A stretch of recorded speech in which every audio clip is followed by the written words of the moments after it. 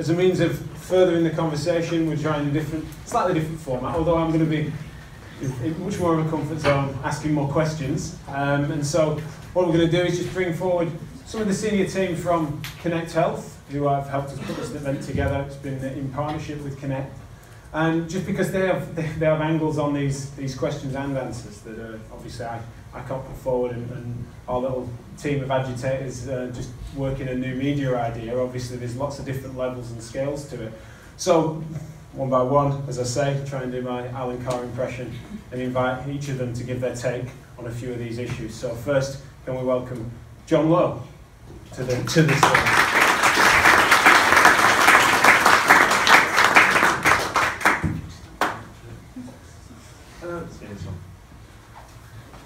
So first question almost wrote itself really, John, when I first saw your job title, which was that you came into this not from physiotherapy, you've got experience in other industries first and foremost. Yeah, can everybody hear me? Yeah. Good. A bit closer. How's that? Excellent. Okay. No, I'm new to physiotherapy. I'm not a clinician, but I've been in health and care for almost 30 years now, so I've seen a few changes come and go, and been around technology, service delivery, insourcing within the NHS, outsourcing outside the NHS, not just in England, but also in Scotland and Wales and Northern Ireland and a bit of Europe as well. And what sort of encounters have you found as you've immersed yourself within physiotherapy, although especially comparing it to healthcare and then before that beyond? Well, so I'm not a clinician. I'm going to generalise. Don't be offended. I'm told you're all open-minded, so don't take me literally, because some of the things that I say shouldn't be taken to heart for those that might wish to do so. I think that the physiotherapy, when I got introduced to Connect and got closer to the business and the services and the market and the challenges, to a great extent it's no different to many other areas and specialisms within the healthcare environment. I think in any other industry, if you want to call it that, then what you would find in a business, let's call it a business because I've got the tie on, you see, and I wore this purposely, to demonstrate the fact that, I look at this both from a clinical and a business point of view, but I'm not a clinician. I tried this on the time, but it wouldn't work. It wouldn't work. So if you look at any other business, what do? They bring together a team of individuals with specific skills and abilities and experience that, when combined, deliver an excellent outcome. So in a business you might have people who are really good at operations, demand management, fulfillment, materials management, logistics, shipping, customer service, and usually what you find is you find somebody who's really spent a lot of time getting to master that subject so that they can become an effective operator within a combined team. And what I found over 25 years within healthcare is that the clinical world is different because the clinicians think it's different, and that therefore the clinicians should run the business, and that they should have control over all of those factors that I previously mentioned. So, you know, they should manage operations, they should manage delivery, fulfillment, demand management, technology, software, and all of the platforms around it. And I fundamentally disagree, because I look through different optics, and the optics are that it should be based upon the capability, experience, and perspective that, when combined in a team of individuals, delivers the best outcome. You shouldn't start with the answer, which is that in order to deliver fantastic clinical care, that you should deliver it through clinicians across the organisation. And indeed, when I look at what we've and there are exceptions to that, of course. And in fact, you know, there's some really fantastic clinicians who've got a fantastic history and experience, who readily can adapt and adjust to expand into other areas outside of clinical expertise, into operations and into project management, project delivery, and so on. And we've got some fantastic examples from the Connect team in the room today who can really, you know, evidence that. But in answer to your question, what did I find? I found that, that the profession had a huge amount of latent opportunity in terms of improving the consistency with which physiotherapy is delivered, reducing the variability being the enemy of efficiency, efficiency not being a dirty word, by the way. It's not code for cost saving, it's really about good quality delivery with the fewest possible resources and the maximum possible outcome. And I think physiotherapy is not unique in that regard. As I said earlier, healthcare is littered with lots of good examples.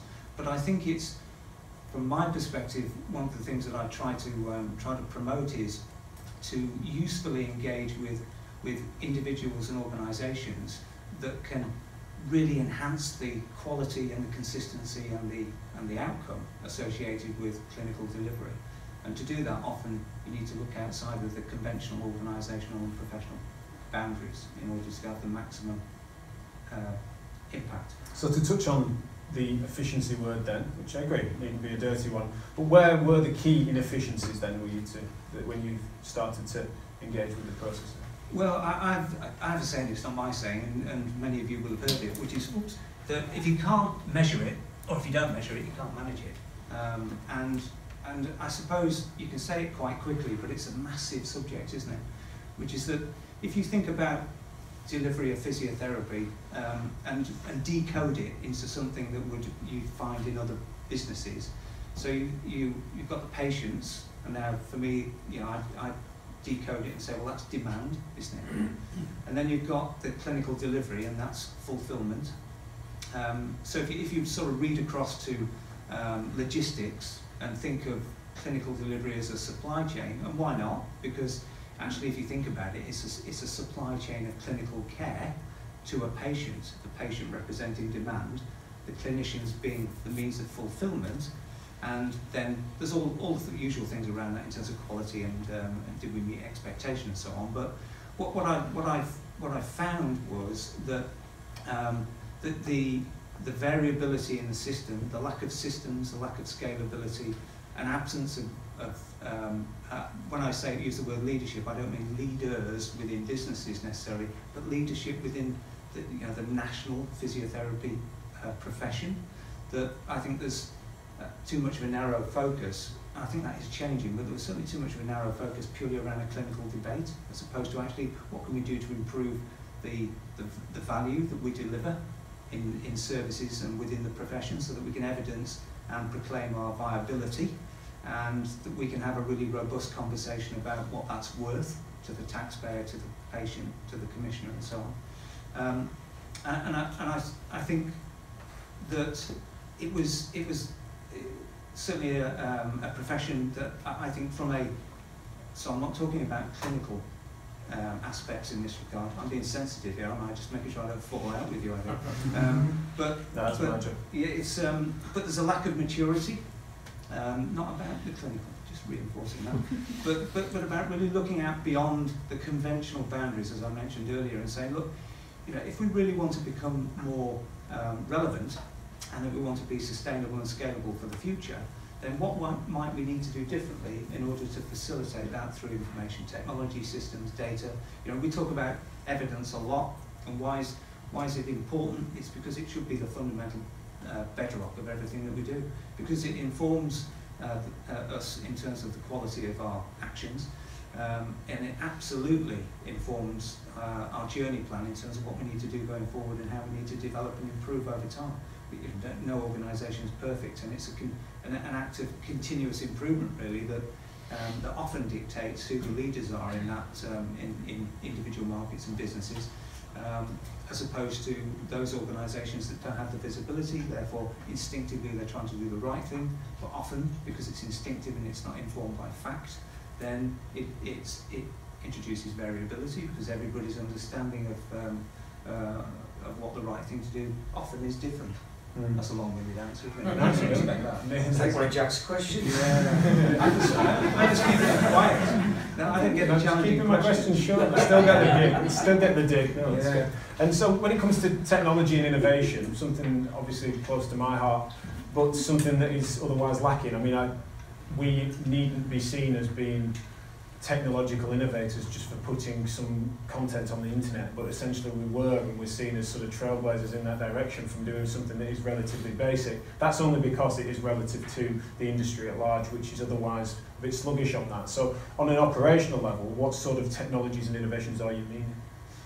Well, I think it's, if you, we recently did a staff survey, which has been hugely informative, but you know, I'd sort of give a real example, which I think might be useful, but a number of our clinicians are quite reasonably making the point that actually we need to declutter some of their environments in terms of how they access and use some of our clinical systems.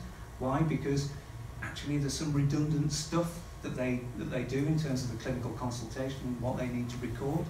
And actually, when you boil it down, and we've started to do that, you boil it down and you think, well, yeah, why does that happen?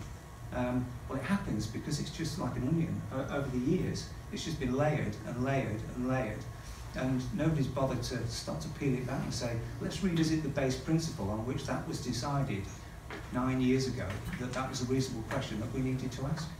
And so, from a technology point of view, I think it's about keeping it relevant, but also keeping it fresh, because it moves on at such a pace, and we can all point to examples, can't we, where technology becomes an inhibitor to innovation at a point in time. There's a tipping point when, unless you constantly refresh and refocus the use of technology, and not even the sophisticated stuff, but just the basic clinical system stuff, and the resources that clinicians might require to access on a daily basis, unless you keep it really fresh and relevant, then it becomes an inhibitor. It starts to take extra time, and before you know it, it's a drag on efficiency, back to the efficiency word. And so, you know, that's the base level of business delivery, if you want to call it that, and clinical delivery. But then if you look at innovation, then you can't really look at innovation and overlaying some of the real innovative mobile technologies or automated access technologies that patients could access, self-diagnose and self-care and so on, until you've got the fundamentals right in terms of the infrastructure that flows across the business. Because innovation on top of inefficiency is going to be doubly inefficient. And believe me, I've seen some examples of it. And so I don't see a lot of it across the profession. I see some really great examples of some innovative clinical leaders and technology evangelists who are coming up with some really good isolated pockets of technology and innovation. But I think I go back again to the national leadership for the profession. I don't think there's enough focus on recognising that there's a number of factors outside of the clinical world that would, when brought to bear on some of the challenges that our clinical colleagues face, would make a really big and impactful dent in some of the challenges, and also improve the quality of not only delivering the clinical care, but also improve the quality of the clinical outcomes for the patients and the experience. In our conversation with getting to know Connect and getting to know their systems, one of the interesting conversations of many I've had is with our next guest, who talks about technology and innovation in great detail. And so if I can welcome forward Paul Lynch as we shuffle you over, John, so you get to escape me that way. No problem. I'll get to the end now. Okay. As possible, is that all right? That's fine. Do I smile? I haven't held a microphone since we went, so... I hope you're just as nervous. Well, when it comes to following what we've just talked about, actual application, it's all well and good. It's one of those buzzwords, isn't it? Technology innovation. It's so easily just sort of used as jargon to infer things. But what does that look like in the systems? You know, not necessarily just from the clinical point of view, but what does that look like for how it integrates? I think sometimes people start with technology from the wrong viewpoint. Sometimes it's technology for technology's sake. We've got to appear innovative, so we're going to bring a bit of technology in. I think technology has always got to be a solution to a problem that you've identified. It's always got to improve something or make something better so in the case of clinicians, it should help them do their job, whether that's make a better diagnosis or help speed up their clinical input, because actually they want to spend more time with patients. So I think there's a lot in healthcare of looking enviously out at other sectors who are far more advanced in terms of technology and think, well, if they're that far ahead, we've got to do something, let's just get something in. So as someone, again, coming into healthcare, into the profession, what sort of things did you identify with its similarities or differences to what John sort of touched on in terms of the gap between other industries, other sectors, and what can we learn from that? When I first came into healthcare, it was in a big NHS trust. And the first thing that you recognise in a large NHS trust is the amount of people pushing paper around corridors. But it's perhaps unfair to, there's such large organisations with such diverse pockets of, in effect, there are lots of different businesses, and they've all got different needs in terms of technology. I think that's the biggest gap, is there's not a consensus on, whether it's physiotherapy or any other part of the NHS, there's not a consensus on what is the problem and therefore what is the solution in terms of technology. I think technology, you can separate it off into two areas. There could be clinical technology, which is technology that's really going to help clinical practice. I can't comment on that because I'm no expert, but ultrasound machines or whatever it might be. But there's the other side of technology which other sectors are embracing, which is all about not just making things easier for the people who do the job, but also for patients or customers. And I think that's what's really lacking in the NHS, is banks have been experts over the past 10 years, and there's probably enough people who are old enough in the room to remember going to the bank on a lunchtime and having to queue for half an hour with everyone else, because that was the only way you could do your banking. And then move people onto the telephones, and something you could do at 8 o'clock at night, amazing, wow. And now you're at the point where you can do your banking whenever you want, and actually you don't need someone else to transfer your money, you can do it for yourself. So I think that access to, the gap in medical world is that access, or that choice of access to patients to be able to go on and maybe do a little bit of self-diagnosis, or pick up some exercises about themselves, or give some feedback to a clinician outside of the normal working hours. So when you pick at these things, especially when you try and introduce innovative things, that is obviously pretty disruptive in most cases. And I remember when we first met, I asked that, sort of, how is this then received? And one of the things the word that stuck out, that certainly I found myself agreeing with fairly quickly, was everything was too tribal, and you found that the people were just clashing on a regular basis. So following on from my pretty zebras, I assume that was something that you sort of, unless you've changed your mind. No, it's still the same. One of the first things I noticed my background was all local authority public sector before coming into NHS, and one of the things that really surprised about the NHS was the number of, how tribal it was, and I could reel off the tribes. It's, the individual hospitals are individual tribes. You've got, even within physiotherapy, you've got your physiotherapy tribe, your band 6s and your band 8s are a tribe, you've got orthopedics are a tribe, you've got cardiologists are a tribe, and each of them tribes is trying to protect what they've currently got, and maybe it's opportunistically take a little bit of something else, but in effect they're just trying to protect, and they're not very outward looking, they're always inward looking. It's always about them and their profession and how we can make their profession better. And I think because of that tribal work, and no one ever looks outside and thinks, well, how different is someone doing it? What types of technology are other people using that actually we might be able to use? And it's especially true with technology that's not necessarily used within the NHS. So we've just recently brought in some scheduling software to help us more efficiently schedule agents. But the first questions that you'll get from clinicians when you bring that in is, has this company worked in the NHS before? Why do they need to have worked in the NHS? Is there not some lessons that we can learn from the hospitality industry that they've worked in that helps us better get clinicians in the right place at the right time to meet patient demand?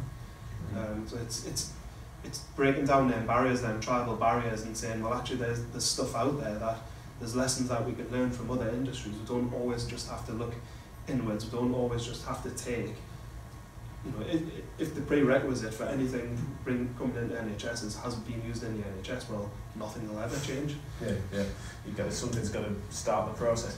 One of the technologies that Connect used that certainly historically made me twitch is the heavy use of the physio lines, the telephone sort of concept that superficially I assumed it to be a process of telephone triage that I'd heard about before. Obviously, having scratched beneath that surface, it's a bit more than that. And to marry those comments that John said about what you can measure, you can manage, that's an introduction on something that is an innovation of a sort, and then it's been measured and managed. Can you tell us a little bit about that as an example of practice integrating technology? Yeah, and I think the other point to make is innovation doesn't always just have to equal technology. Innovation can just be coming up with a different and a better way of doing something. I mean, PhysioLine far predates my time in the organisation. I think it was 1999 when it first came in, and by all accounts, you know, the same arguments were around there. Well, how can you give care over telephone? You need to be sat in front of someone face to face. And these all, like any innovation, they fundamentally challenge the way that things are currently done.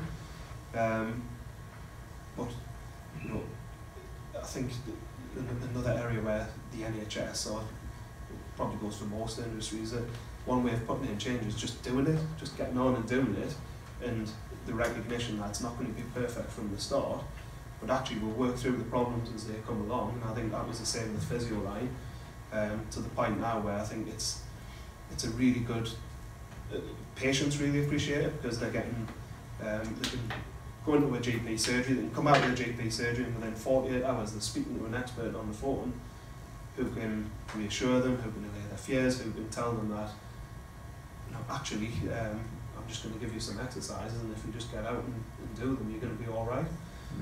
Rather than the traditional way of potentially someone having to wait 8 to 10 weeks to sit in front of someone face to face, by which point the condition might have got worse, they might, for whatever reason, and the clinician that sees them at that point is then having to do a whole load of work that otherwise they wouldn't have to do.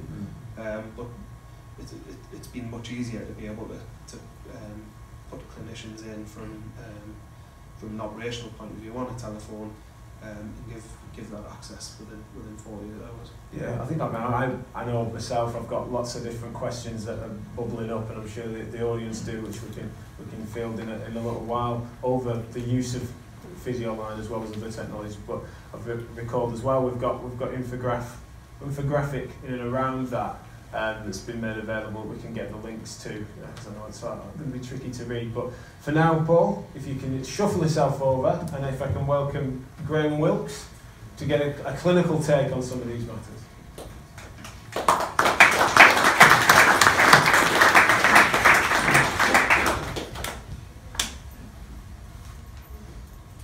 Graham Wilkes of Physio Matters fame, of course. Of course, yeah. Episode. And so again, just to further on from that, as a clinician, but one of the medics in the room, so don't all hiss at once. But essentially, I think I'm the only medic in the room. Are you depending on how you define a medic. I see. Okay. So what's been your take? Did you ever come into it sort of adversarially? Did you ever find yourself clashing with physios at a fundamental level? And are there any examples sort of either that have emerged either from discussion before about them? Yeah, I mean, I think, adversarially, interestingly, my experience, just my background was that, and I don't repeat it all because hopefully you heard it on Physio Matters, was that I was a GP, knew nothing about MSK. I was your average GP, totally ignorant of MSK, and that remains the case. And I came into sport, and I started off quite jealous of the physiotherapists I came into contact with because they had these fantastic skills in MSK, which I didn't have. And being the person I am, I wanted that, so I went away and got them, and I've come to this point in time. So now sort of 22 years working with physiotherapy because of All in Sport, and 11 years now NHS through Connect. I guess the big thing for me, and I'm sure there are physiotherapists in sport who will be below the standard mean, but I thought the people I worked with were pretty good. Then I came into the NHS and started mixing with physiotherapists and noticed this clinical variation, and I guess challenging that. I sat in with a lot of people and would sit in with somebody and think, oh, physiotherapists are all brilliant, this is just the same that I've worked with. And then I'd go and sit in with someone and I'd be scratching my head and thinking, I'm not really sure what you're quite doing there. And that was something that was evident within Connect and probably representative to a degree. I think, to be fair, probably Andrew and colleagues had done some good work over the years. And so probably it may well have been better than average, I should say, because he sat in front of me.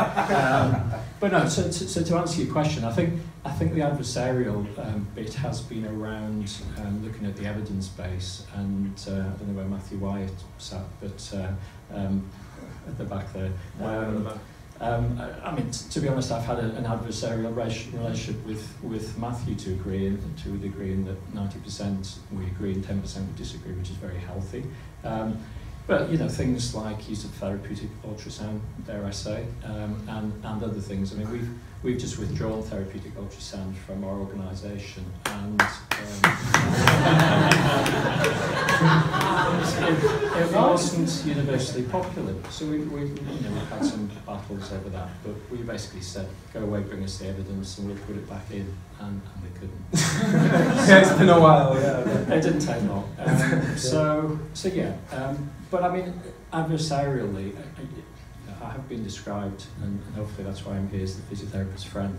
I mean, I think, I'm going to say something because this event's meant to be speaking out.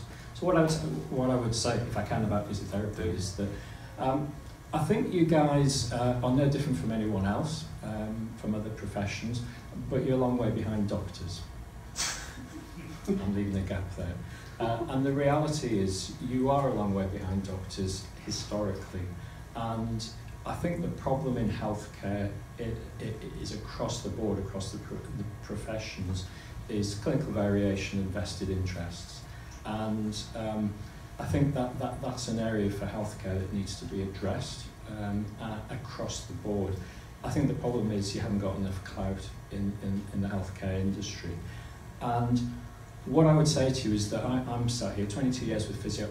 I believe in physiotherapy. I've seen it in action and I know it works, but you guys haven't got the data. You can't prove it. So the first thing is we can't go to those with the money and say, invest in this profession because they're brilliant, because you can't prove that, but I think fundamentally you are. And just one thing that I would say is get it right first time. Orthopaedic surgeons, so these are the key groups of doctors, are going into civil war at the moment. And the industry, the profession, physiotherapy, has an opportunity and you need to grasp it. And I think that piece of work on its own, and if you don't know it, you should know it, gives you that opportunity and you need to grasp it now. And if you don't, it'll be gone for the next 10 years. One of the ways in which we can try to form a united front, in a sense, in said battle is that you would decrease variability and variation. However, it's often difficult to do that without stifling things like autonomy and the flair of practice and the innovation that everyone has and their own personal quirks, as well as our ability to just tailor it to that particular individual in front of us. So bearing in mind what we're saying about algorithms, and although we don't like recipes, we also recognise that a need for some pattern recognition. How might we best instigate that without sort of leaving the patient behind? Yeah, I think obviously I'm clinical governance lead for Connect, and I have to keep an eye on what anyone's doing around innovation, and we all know instances of clinicians, particularly in the medical world, who've gone off and done their own thing with disastrous consequences. The MMR debacle of Dr. Warrington, who caused all manner of problems because he went out and produced some false research, etc., etc. I think the key thing is, and I think you alluded to it in your presentation, that we've talked about data, so you've got to evidence what you do. I think there is a big disconnect between the academic world and the clinical world, and it's something that I'm going to try and argue when I talk at CSB conference on Saturday around data. But I think everything that anyone does autonomously, you can go off in a direction, but you've got to study it. And NICE say this to us all the time. Shockwave therapy, it's not proven, it's not disproven. Go away and do it, but study it and produce the data. And I think it comes back to that clinical data. So we've got a thing called the 10 out of 10 guidelines. I don't know if it's up there at all. I was told it was there. We've got a traffic light system. And what I've tried to say to our staff, so we've got red, amber and green, which is fairly obvious. And the amber stuff pretty much is all that stuff in the middle that some people do, some people don't. We don't really know. NICE will say it needs more data. The green stuff is pretty much, we should be doing that because there's a good evidence base. And the red, that there's a reasonable evidence base that doesn't work, and you should find therapeutic ultrasound consistently on there. But what I say to our staff is, so let's take acupuncture and back pain, and people have all sorts of views within physiotherapy about acupuncture. It was in, and now it's out. So the way our guidelines work, we're linking them into coding treatments for clinicians. So we've already got, our data warehouse is churning out outcomes. We've started coding diagnoses, so we can link that to outcomes. And now all the 10 out of 10 categories that we've looked at, or clinicians have done that, are going to be coded. And what I say to our staff is, if it's in the red group, or particularly if it's in the amber group, by all means go and do it, but let's have a look at your outcomes. And if you're going to acupuncture back pain, and we need to have a look at that in a relatively short space of time from a governance point of view, but actually if you're getting great results, then you need to publish those results.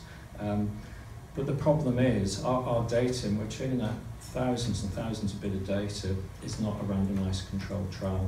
So how do we get over this concept of the academia and the clinical data? So the message I would suggest is we need to get our systems, and what John Lowe undoubtedly has brought to Connect is that functional support. And I believe unless John had joined the organisation, we would still be struggling, but we've got that infrastructure, we've got the data, and now we can start to produce information that will tackle clinical variation, and I believe will demonstrate the value of the profession. When it comes to the amber versus red, or when something gets outlawed, where's the threshold then? So you've given two examples there. Therapeutic ultrasound's been something that has been, I can't think of a better word than banished by the sound of things. It is gone. So that's a no. However, there's things like acupuncture for back pain that then remains within the scope of not necessarily recommended, but still allowed, not yet to be banished. So what meets a threshold? Where's that threshold? Where's the line, and who makes that call?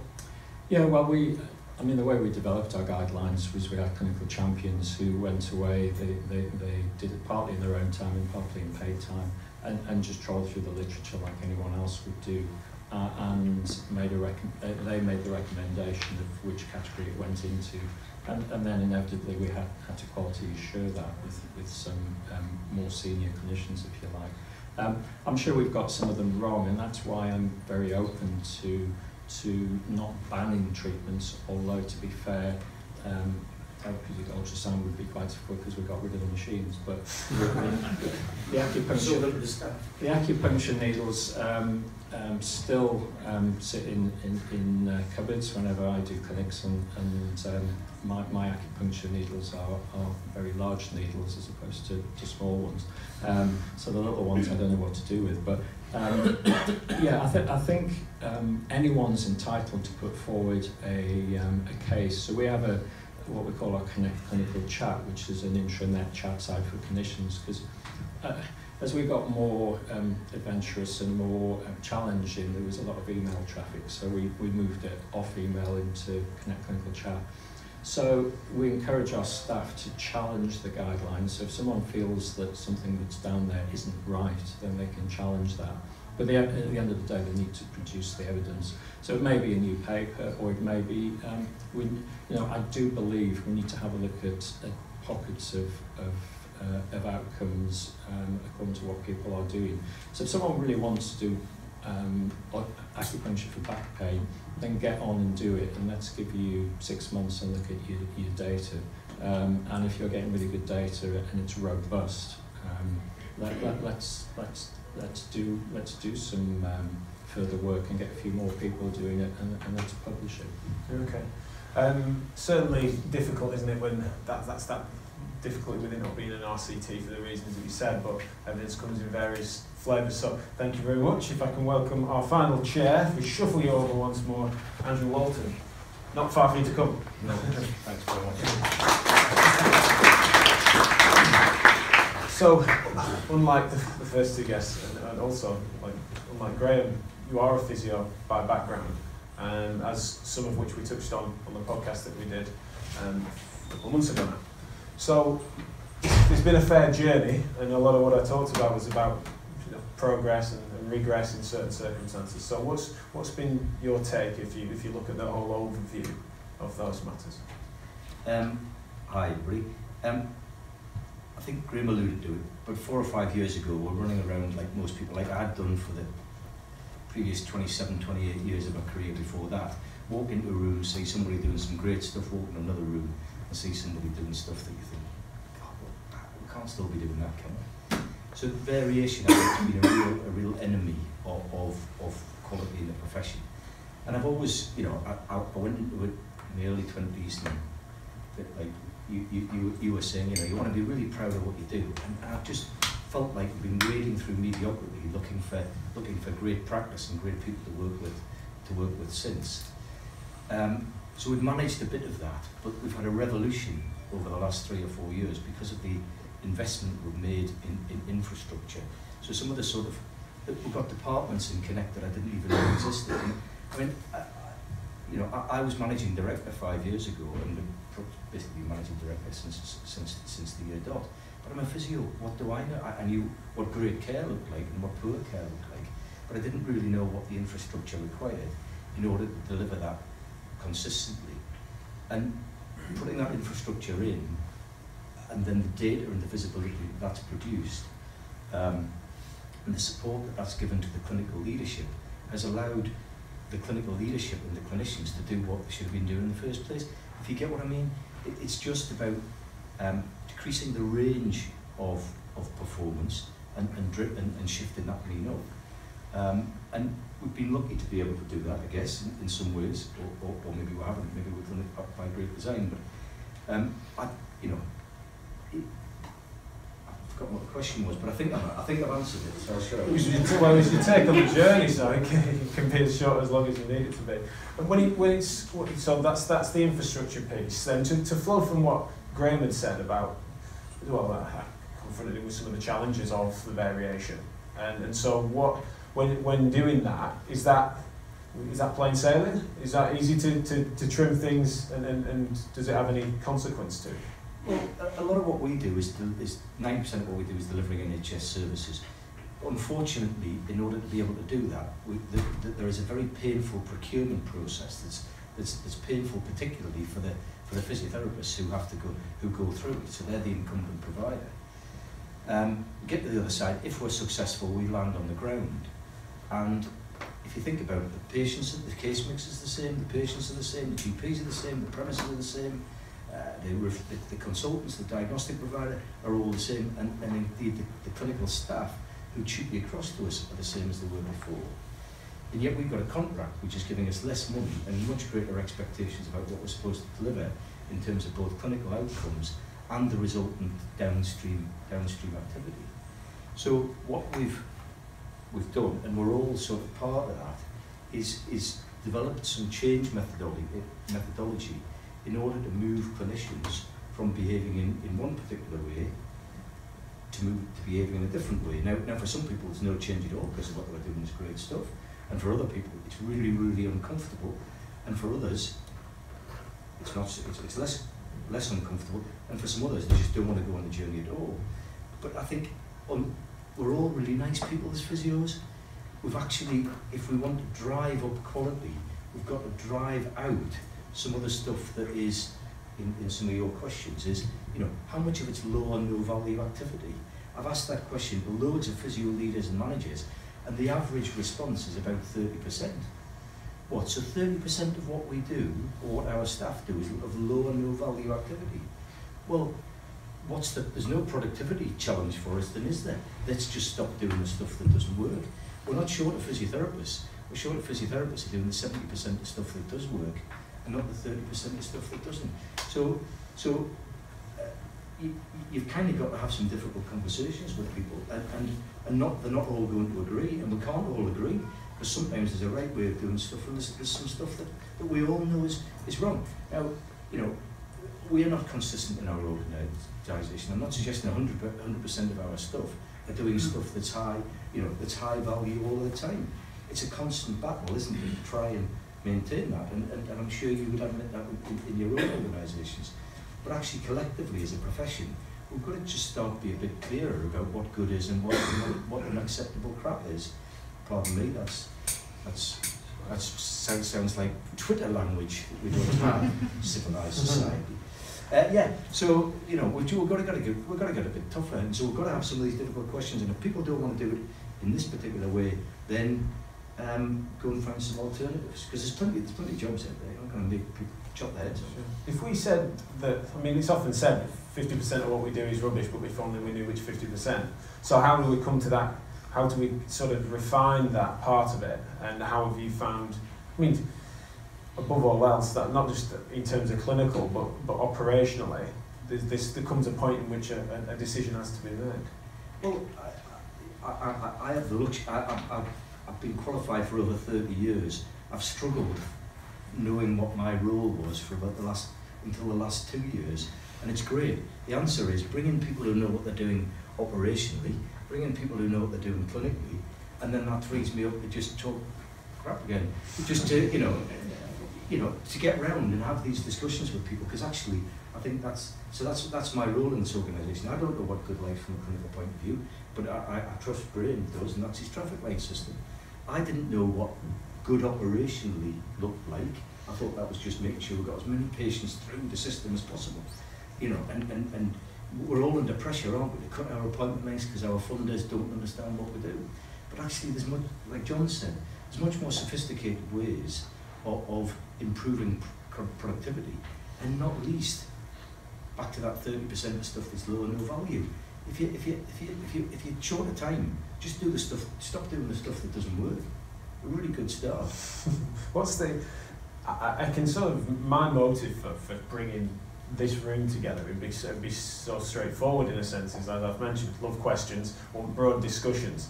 But what is it, because people sometimes surprise us to be partnering up with Connect and me suggesting that we've got similar values in that direction. So what is it for why you would want these conversations? Because in some ways I could understand and draw on the fact that you might be invested in closing that out and in keeping ideas more bottled in. Yeah, I've got some selfish reasons, or you know, to do with the business, and then I've got some more general reasons to do with the profession. I think Karen Middleton, our chief executive of the Chartered Society of Physio, talked about walking into obscurity. I think we are walking into obscurity. I don't think we've even broken step in the last 3 years, and we continue to do that. And for all that 30% is as powerful as the 70% is in terms of our reputation individually or collectively as a profession. I don't think so.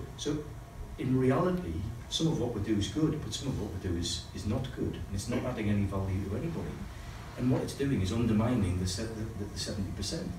So no wonder commissioners, whether that be the private health insurers or whether that be the NHS commissioners, no wonder they kind of go, I've got to save some cash, where am I going to do it? The doctors, if we cut the doctors' money, there'll be a big stink on, won't they? And they've got some evidence to support what they do. Physio's there, a soft touch. And actually, I'm not quite sure. I don't really know what they do. I don't know what the value of what they do is. So I think somebody's got to get up there and go, well, first of all, let's do it right, or as right as it can be, and whatever that might look like. So we're having a bit of a go at that, and there'll be lots of other people doing same stuff and different stuff, and that's absolutely fine. Different might be better. But we're having a go at what we can do. So you've got to start with that, don't you? Then you've got to measure it, you've got to have the data on it, and then you've got to get out there and influence externally because you need the resources. Otherwise, you're not sustainable without the resources. And then there's a bit internally, if we can call that within the profession, about starting to call people out and saying, this is what we think it should look like. And we don't have a monopoly on those good ideas or what good should look like.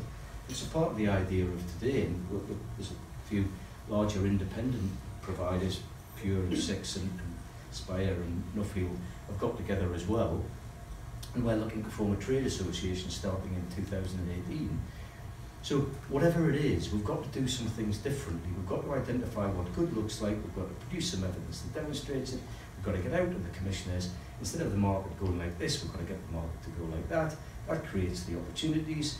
We've got to have sensible conversations with commissioners, so they start to pace not just on activity, but pace on quality.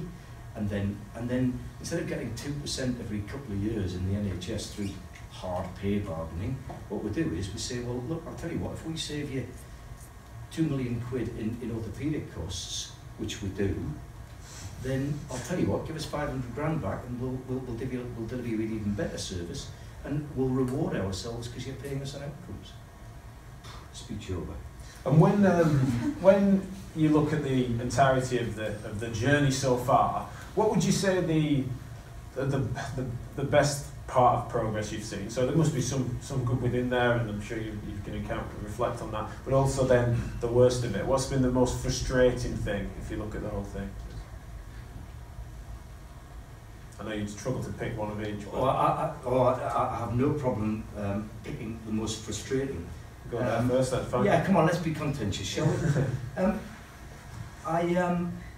We've started to produce evidence and case studies and things, and we started with a pilot in 2011-12, and it showed that with I can't remember the numbers exactly, but something like a 60% increase in community physiotherapy, so rehab type of physiotherapy, blah, blah, blah, blah, blah, improved outcomes and decreased costs in terms of secondary care costs. So we got on the East Coast line, came down to the CSP and said, oh, look at this. This is just starting to demonstrate the value of an increased investment in community physiotherapy. And then we've been up and down that East Coast line any number of times with different bits of data trying to engage. And the independent sector, I'm afraid, isn't seen to be a sizable enough part of the membership that is worth supporting. Maybe there are other reasons. I'm frustrated with our professional body because I wanted them to be the vehicle to do all that stuff that I've been talking about that we're going to need to do. And I don't see that leadership coming from there, unfortunately. You know, good luck to them, I hope they do. In the last year or so, 9 months, a year, we've invested in external affairs. Thank you, Ollie, who's here. Put your hand up because you've done a great job. But you know, so we've tried to get better at doing what we do. We've tried to collect some data that starts to demonstrate the effect of what we do internally, but also upstream in terms of diagnostic costs and orthopaedic costs particularly. We've started to get some data. We've got commissioners who commissioned us to do that activity in the first place to sign it off, to say, yeah, you do save us £2 or £3 million. And then we've got the East Coast line, and we've bypassed Bedford Row. We've gone to NHS England, NHS Improvement, Department of Health. So we've gone straight to the system leaders, and they've gone, how very interesting. And then we've got into sensible conversations about, well, actually, how do you do that? Well, come up, get the East Coast line, come up to Newcastle, and have a look at the infrastructure that we've put in place that supports clinicians to deliver what they want to do. And those are real proper grown-up discussions with decision makers. So we're only at the starting point. But you all have good stories and you all have good data. What we need to be starting to do is pool some of that. And again, the larger independent group that I was talking about that is starting to form. You know, there's Pure and Six delivering great services, but with the same kind of problems with private health insurers, with the same challenges that their resources to do what they do is getting diminished all the time, with the inevitable consequence of it damaging the quality that we aspire to deliver. So we're NHS provider, private provider, completely aligned in our objectives. And I suspect most of you are here because actually you're suffering the same kind of squeeze But we've got to break out of that. So, so we've got to pool some of that data, share some of the ideas, start to talk to each other. Well, how do you achieve that then? How do you achieve that? Nobody's got all the answers in the room. But for those who are like-minded and want to share, we should be starting to work together to put up push up the standards of what we do, to do it better, measure it better, and influence with greater scale by doing it collectively. I should have been a politician, shouldn't I? One of the things I want to drag probably you back into, Graham, is when we're thinking about look at this really interesting data I've got proving of our value. It's then very tricky, isn't it? Because my knee jerk is to say, where's your control group? And obviously, you're not going to have a waiting list control and a community service in which you're showing a service level. Your data is service level rather than a laboratory trial or a clinical trial pragmatic RCT. So do you have similar sorts of twitches in that direction? Do you wonder as to whether time passing is the key variable? Is that hard to deal with? Yeah, I mean, I think I've got a quote that was in Frontline from an academic saying. I'll say I saw that, I'm afraid. Yeah, I occasionally get it dropped on my desk. That was talking about moving away from randomised controlled trials. I mean, the data we've got now is we've got tens of thousands of patients that come through the service, and we put in. I mean, I haven't got an academic background, so I can't speak with authority. But to me, with my simplistic mind, if we put in a study with 4,500 physiotherapy patients that shows great outcomes without a control group, for the paper to be rejected by one of the leading physiotherapy journals to say you haven't proved that those 4,500 patients weren't getting better anyway naturally, I get the point, and academically I get that, but actually I'm thinking, well, okay, well let's just do what Mid-Essex said and let's just close down physiotherapy for God's sake, because 4,500 patients obviously were going to get better on their own. Intuitively they weren't, we all know that. And now that was 4,500 patients. Now we've got 40,000 patients. And I do believe that if in my own personal practice, and we can scale it up to teams, to services, to the profession, that if I'm showing data, and Danielle, who's here from Nottingham, we were just looking at our data warehouse, and we're perfecting that and getting it better as we go along. And I've anonymised the data for the Nottingham clinicians, and I put it up, and there was one that stood out, and I put anonymously the data up, and Danielle knew exactly who it was in terms of they were hitting for knee osteoarthritis outcomes better than knee joint replacement with obviously non-surgical treatment. So my point is that there's got to be something in for my patients that come to see me in my clinic.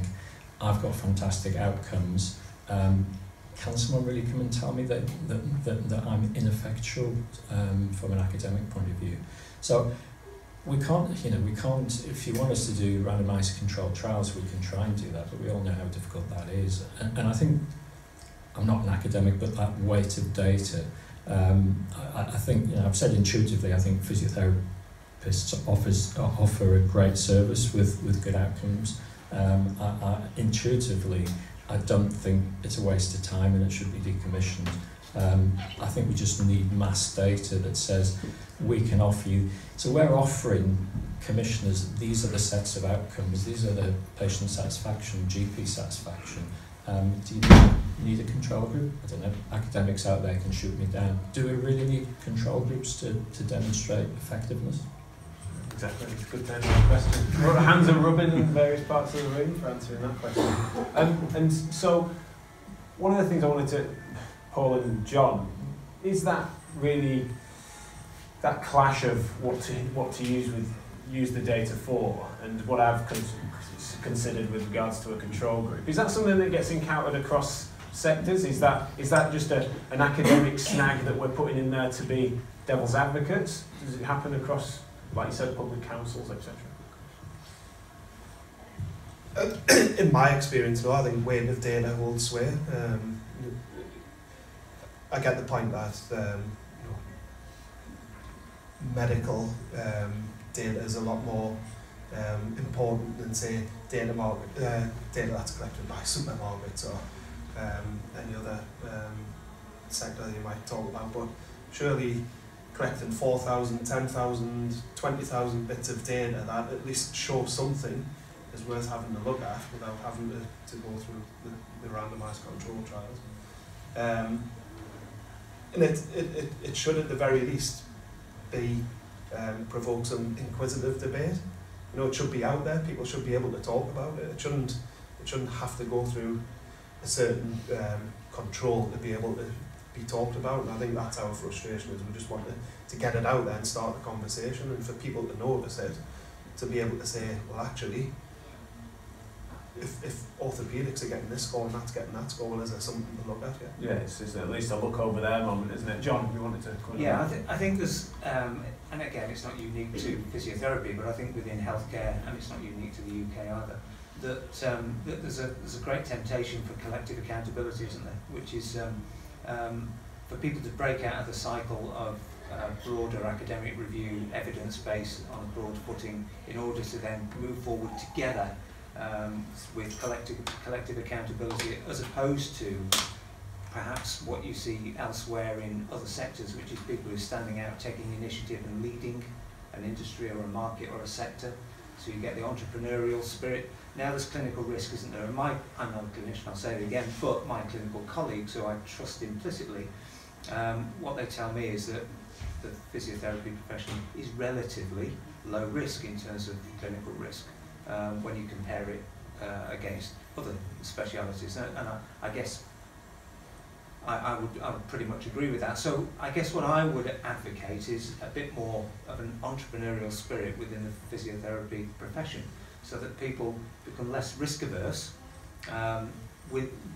that's within acceptable parameters to manage clinical risk, but that we do stuff, get stuff done, make change, deliver change, and get the pace moving forward a bit quicker, and spending less time asking ourselves whether or not we're uncomfortable with that, and whose decision is it anyway, because it certainly isn't mine. You know, that's what I encounter, and I find it hugely frustrating. But I like pace and I like change, and I try to propagate that, I guess. Yeah, I came to this world from general practice. I was in a large practice. We sat over coffee and I looked around the room, and I used to look around and think, I'd go and see you, but I wouldn't go and see you, and I wouldn't go and see you. I mean, how many of you see consistency in general practice? How many randomised controlled trials are there of GP interventions? The medical profession, this is why I'm saying you guys need to sort yourselves out. You're all messing around. You know, you say you're autonomous practitioners. I'm not seeing that. You need to get out there and do things. The medical profession's done that, and you're miles behind. And I know, you know, that's a disadvantage for you. But if you were GPs, and I speak to GPs, and I've already said that I knew nothing about MSK. So what's the governance behind that? Now everyone quotes 30% of consultations, which is totally inaccurate. It's about 14%, but all the same, it's 14%. Heads up table 2. Yeah. Well, yeah. So there you go. You need to get your facts right on that. And but yeah, this is a challenge to you. Be autonomous practitioners and go out and grasp it. I've said to you, get it right first time. It's Civil War. When we talk about doctors, it's really orthopaedic surgery. That's where the cash is. You guys need the money. You need that investment in what you do on a larger scale. So the biggest thing I get as a clinical lead is 20-minute appointments. We can't do it in 20 minutes. Well, that may or may not be the case, but that's what you've got. If you want 30 minutes, you need to attract the funding in.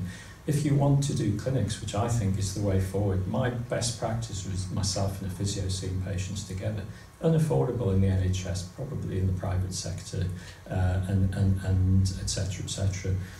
You've got to get out there as a profession, be autonomous, get the funding, and do the things you want to do. And if, you know, I would actually, the other controversial thing I would say, there's too many of your colleagues who are sucking up to orthopaedic surgeons. You need to get away from that. And because Another clap. We're seeing it all. Knee arthroscopy, shoulder surgery, back surgery. These guys have been doing this for years. Where's the randomised controlled trials? But the money we've spent on that, I'd rather give it to you guys than them. I like the fact that we're holding ourselves to a standard that others haven't. I agree that we need to make sure we say compared to what and compared to who when we do so. But getting our house in order, as I sort of alluded to before, makes sense. What I wanted to touch on, because I'm going to forget otherwise, entrepreneurial spirit, John, you've mentioned. Now, you mentioned efficiency shouldn't be a dirty word. I'm going to agree with you. But in this game, money is often a dirty word. And so to have an entrepreneurial spirit, sometimes we, as a profession, I find, including some of my own intuitions, sometimes we can be allergic to the fact that money matters, and we try to turn that away and pretend it doesn't and things like that. Am I right in my assumption that that's something you might have encountered, or is that just not the case in your opinion? Well, that money doesn't matter. No, I mean that you have.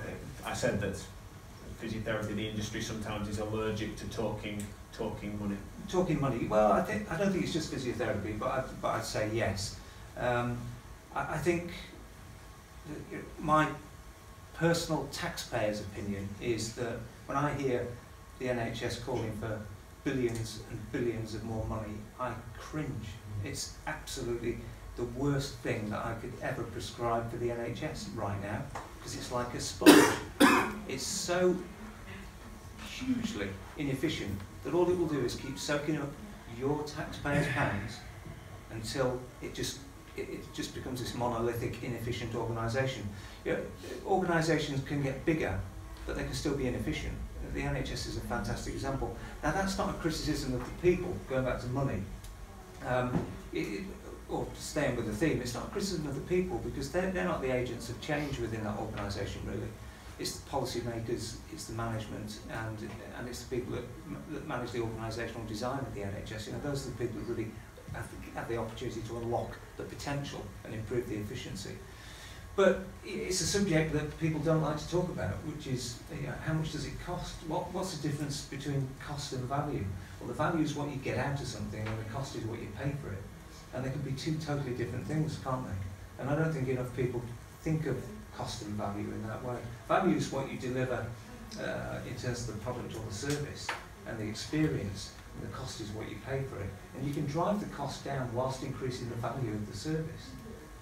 But people always think that the argument about cost is, you know, rationing. It's about shorter appointment times. It's about lesser outcomes clinically and from a customer point of view or a commissioner point of view. But if you have a fully considered, mature approach to efficiency, and I firmly believe it isn't a dirty word, then what you can achieve is a balance. It's about achieving a balance and not prioritising one over the other. And if you get your system in balance, then you can get great value at a lower cost in a more efficient way, because you're employing tools and techniques that are proven all over the world across many industries, as opposed to trying to eke out another 5% reduction in conventional NHS or conventional healthcare settings. Does that answer your question? It does, yeah. So you're suggesting box clever rather than box harder. So it can be something that you change the framework, change the messaging, and really it can be much more efficient. Yeah, and I've talked about our organisation, and you know, several people have heard me say it. You see, an organisation goes through a maturity curve, or it's an S, and it goes on. But you know, our organisation has gone through a significant growth, and it's become a bigger, more inefficient business. That's how I describe it. Why? Because we've still got lots to do to become more efficient. That doesn't stop you growing, but you have to acknowledge whether or not you're as efficient as you want to be, and whether or not you're providing best return to the taxpayer, best return to the stakeholders within the business. And I think that it is about boxing clever. It is about doing things in a more efficient way to deliver a better return to the people that pay for it fundamentally. And Paul, you wanted to come on that? Yeah, I think you can't underestimate the amount of frustration that you know, physios, whoever it is, when they're working in an inefficient team, they know they're working in an inefficient team, and that can demotivate you if you can't do anything about it. So I don't think it's a dirty word. I think it's maybe a dirty word with some people, but there's a hell of a lot of people out there that want to be more efficient.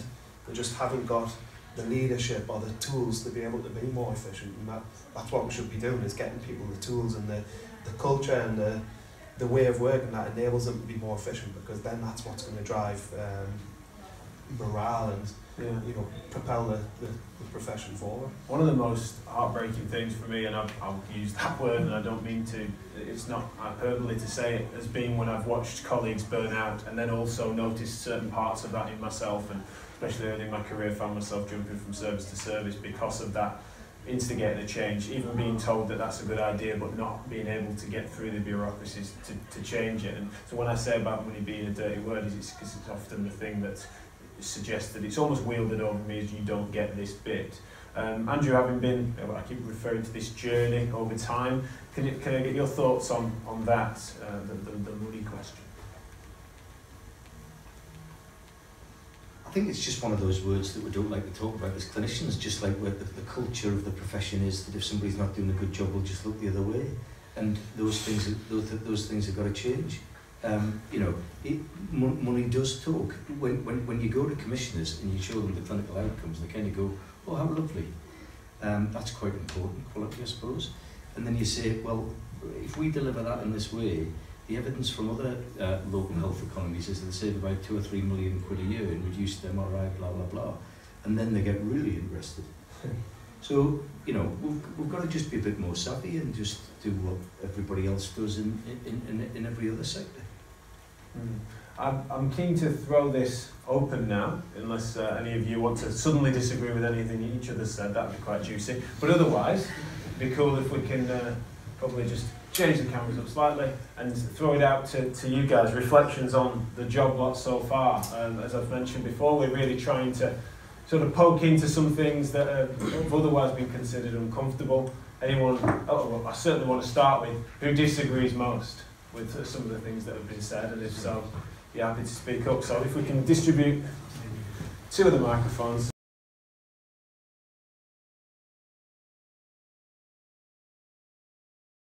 It just started me thinking as you were talking about the sort of disconnect that suddenly became apparent to me. And one of the things that I'm thinking is how, as physios, you're still down in the weeds. And what I mean by that is that there is, I know you all have lots and lots and lots of data, but it's too granular, it's too bespoke, it's too local, it's incomparable, all those kind of things. And we need to elevate the impact and the message that you're able to play back with your data in terms of impact. So thinking about your inputs and outputs in terms of the outcomes or the value that you're delivering. So that would be my first thing. And the other thing was, again, this isn't new to me,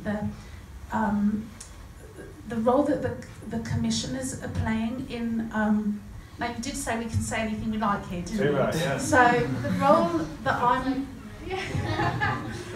the role that I'm starting to feel that the commissioners are messing everything up. So from the centre, we are very clear that we want innovation. We absolutely need to hear from people like you that help us make sense of how we can, I say we, the NHS can deliver more value for money, right? So, but it feels to me that I'm permanently frustrated about how hard it is for me to get that information, and it feels a little bit that the commissioners are sort of in the middle, making it difficult for that to happen in real life.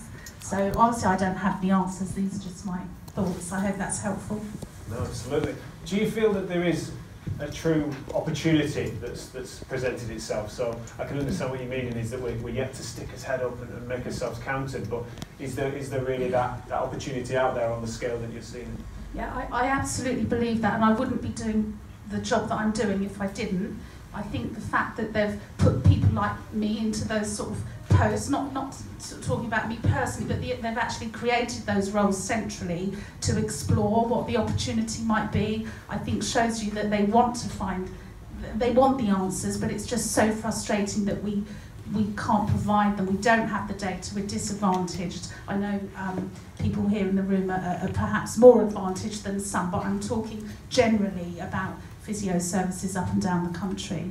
So I think the opportunities are how do we evidence that we contribute to the outcomes that are being defined as what we should aspire to through the Getting It Right First Time programme. I know Graham mentioned that already, but I think it's worth reiterating. There's 32 clinical specialties being heavily examined, and of course several of those, as MSK contribute, you will be relevant to. So I would say claim them, own them, and try and connect to them. I think that's a really big opportunity. And I do. Brilliant. Any other questions or thoughts? Adam Ickett. Right, thanks. I think we keep saying we haven't got the data to support what we do, but we actually do. I mean, there's reams and reams of research and data out there on the benefit of physical activity and exercise and the impact it has on musculoskeletal conditions. So we have got the data. We need to be demonstrating that we are using physical activity and exercise to prove that we're in the right position to do that, because there is no other profession that is going to help people exercise more, encourage them, motivate them, reassure them that's the way to manage. Yeah, so you feel that the evidence is there, but we're not necessarily in that place, and Absolutely. it's not considered physiotherapy. Yeah, that's the variation that we see in the way we practice, because we are being distracted by all this other fluff around it. Right, your thoughts on that, James? I think there's such a massive opportunity for physiotherapy as a profession. If you look at the way the NHS, everyone's well aware of what the problems are in the NHS. It's rising activity. The activity's in the wrong place. We all know what's going to happen. The activity is going to move around, whether that's some activity coming from health and social care, whether it's back the other way, whether it's activity moving down from the hospital, whether it's activity moving from community to people managing their own care. What there isn't that exists out there at the moment is a consistent view across the whole profession about how they can solve them problems and what the solution is. So although there's data out there, it's not joined up, it's not providing the evidence to say, actually here we see your problem and here's our solution and here's the data to back it up, and everyone as a profession agrees that, because you haven't got anyone banging your drum. Other people have, pharmacists have been great at doing this over the past few years because they've got people banging the drum. You haven't got anyone banging your drum. And realistically, it's a slogan I'm often iterating, and I don't think I did in my presentation, but putting function over fashion is something that I think is a smart move and something that I think this room would agree on. If we were to try and reframe it then, and if physiotherapy was a vehicle to deliver regular varied physical exercise for people, would that change the game in a sense that we would be stepping into an evidence base that exists, as well as then providing some of the other data on a service level? And so essentially there's something to be said there. Can we get John and Mike, please, at the front here? That was easy. Check 1, 2. I don't know, the evidence is there, but it's not the right evidence for the commissioners. Well, the commissioners don't really care about clinical outcomes, if I'm perfectly honest. What they're interested in is demonstrating the economic impact. And unless we do that, it doesn't really make a difference how good our, MSK HQ score is, or, our Visa A, or all those things that people outside the clinical world don't understand. So, is it not much in the same thing though with orthopaedics, as Graham said? If we're keeping them from orthopaedics, does the money not come with it? Well, we need to evidence that, and we need to prove it, because at the moment the only real outcomes that are collected, certainly in the private healthcare sector where I work, are the evidence from FINS. They look at total knee replacement and total hip replacement, Oxford scores. Physios have a huge part to play in that pathway, but there's no evidence that we're actually adding any value to that pathway. So you've got some data, but it's just not the right data, and equally we're not owning that data. So if we want to make an impact as a profession, we need to remember the context in which we're working and stop just being, looking at the patient in front of us when we're looking at the organisational level of physio. Yes, individual patients need great care, but we also need to evidence that the population benefits, and the only way you do that is through economic analysis. Can I just say that I'm going to embarrass someone. I'm going to warn her so she can run out the door when I get to it. So what I'm going to say, 11 years ago I joined Connect, and I went from being a white Anglo-Saxon male in the northeast of England to being a minority person. And some of you, I suspect, may still, when you see the word connect, react in a particular way. I mean, I was a very popular GP, all the orthopods liked me and everyone liked me, and then I suddenly joined Connect and I was getting hate mail. Andrew and I had things thrown at us in the hospital boardroom because we were suggesting that we might start our first intermediate care clinic and move care out the community, which we were told was a ridiculous idea, etc., etc., etc. So my first point is that the profession seems split. Some people are in NHS institutions, some are out there in private practice, some are independent providers, some are occupational health, etc., etc. I think that's a problem for you. So I'm now going to embarrass Danielle, who sat in the front. Danielle's a physiotherapist. She's tier 1 rehab physiotherapist, fantastic clinician, but she's a great manager. And she's running one of our services in Nottingham. And about 4 months ago, we inadvertently got an email landed, we didn't ask for it, from the Nottingham CCGs. And it was asked, we have 2 CCG contracts and there's a few others, and it told us that our contract that had been running 12 months was 1.2 million below budget for orthopaedic inpatient activity. And one of the neighbouring ones was about 1 million over. And we thought, this is fantastic, we're doing something right. And Danielle, who sat here, has been a huge part of that, and her team in Nottingham. That data, we then got something to say, actually, you shouldn't have had that data. And essentially, it's been suppressed. So that data that actually says a physiotherapy run service has saved £1.2 million, of which we would quite like some of that to invest back in our services. And Andrew was alluding before that some of our data no one wants to publish. I'm speaking on Saturday. I've got the 9 o'clock session. Most people have been out the night before, and if you're anything like me, you probably won't be there. And I don't know if that's deliberate or not. Hope you're going to be there. I'll be there. You should. So my point that's is... the one you should go to. I don't know, is connect a dirty word? Maybe it is to some people. This gentleman next to me has been beavering away for 24, 25 years, trying to do things for the profession, not to line his pockets. And I know that, and I know him very well. So my point is that money is important, and data of all sorts is important, and we've got to share it and work together and break down some of these barriers. And I think it's not about organisations. I think this is, you are physiotherapists, you're a profession, and if you want to grasp that opportunity that I talk about, I believe there's at the moment, you've got to break down those barriers. And you've got to take our data out, and we've got to take yours out, and make the arguments to the commissioners. Get the mic up there.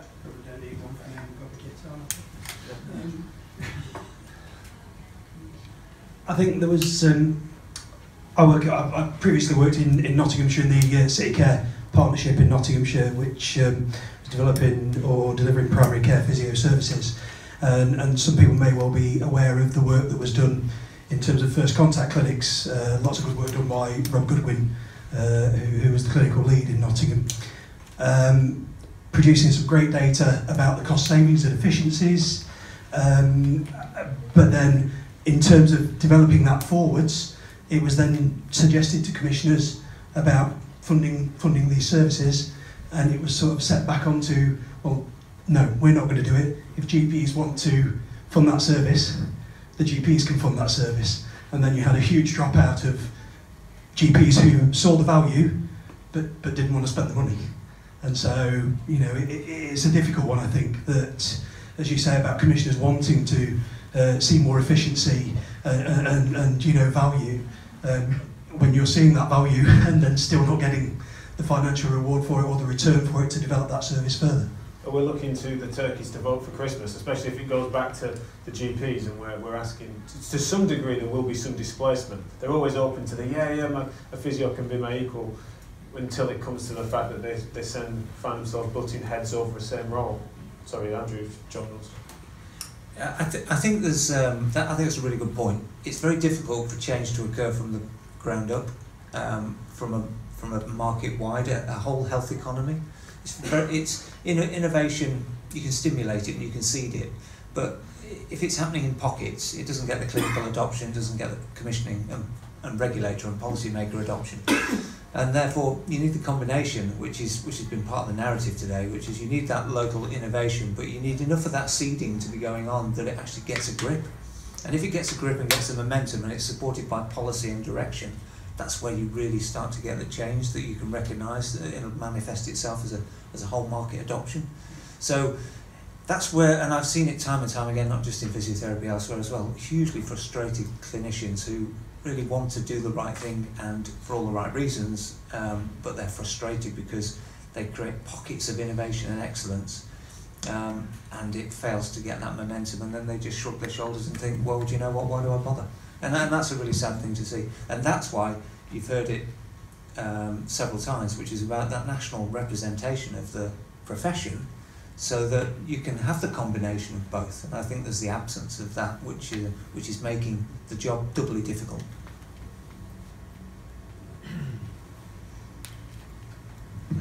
Thank you. Graham, can I ask what outcome data do you collect?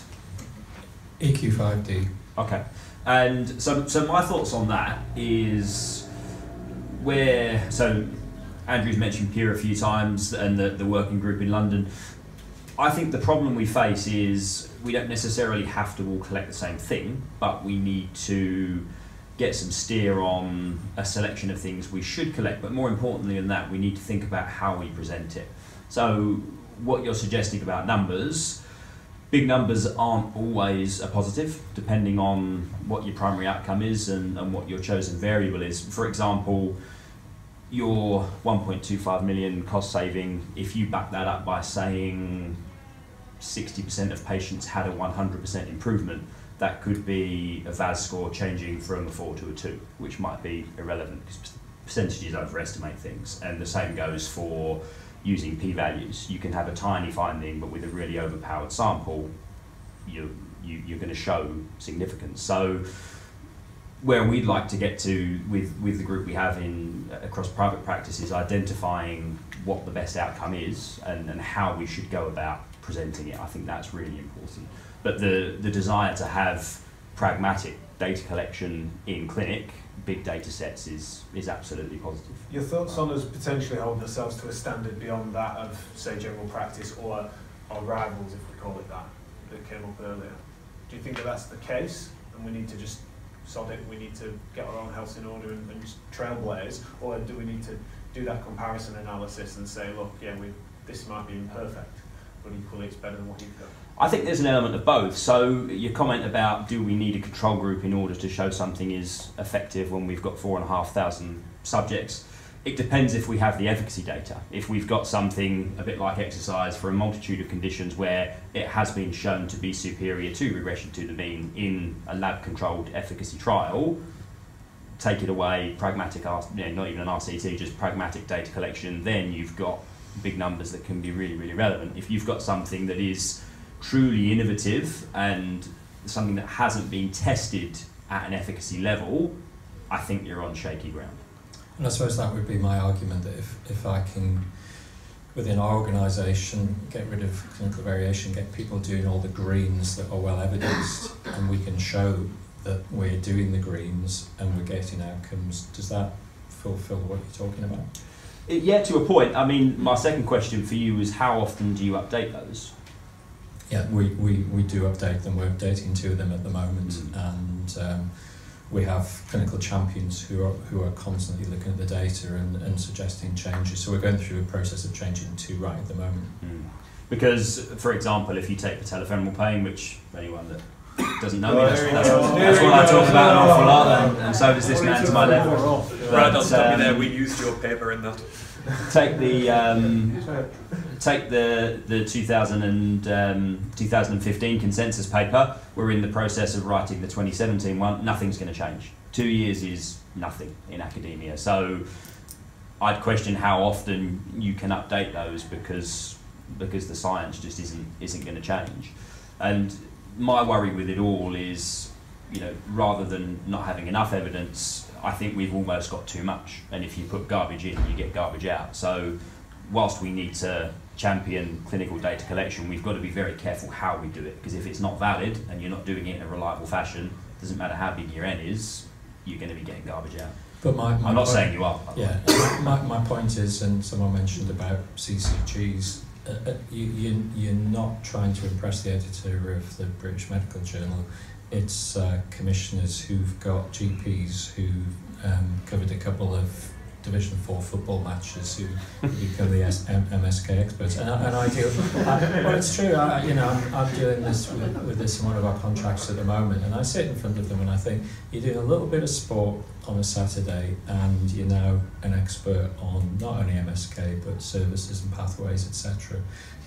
We need to get some physiotherapists on those boards. The day I walk in, and I'm not talking about the manager, because there are a lot of managers who've been physios, which is great, and they're good to talk to. But the day I walk in, and here's a physiotherapist who's our advisor, who's separate from orthopaedics, I would suggest as a requirement, and then we'll start to see some progress. Got for a man, got a fan. we must meet up later. We're tickling a bit of overtime now. But Brad and Andrew both grabbed the mic at the same time, so we'll get one more question. We've got another presentation, and then it really is open season. So Andrew. Can't remember what I was going to say. Okay. It's around data, but moving away from service commissioning and service delivery, but more on a professional training path, which I'm sure Table 5 will touch on. But when I go to orthopaedic conferences, I always see that the ST levels are encouraged to publish. Almost every year they're encouraged to publish the data.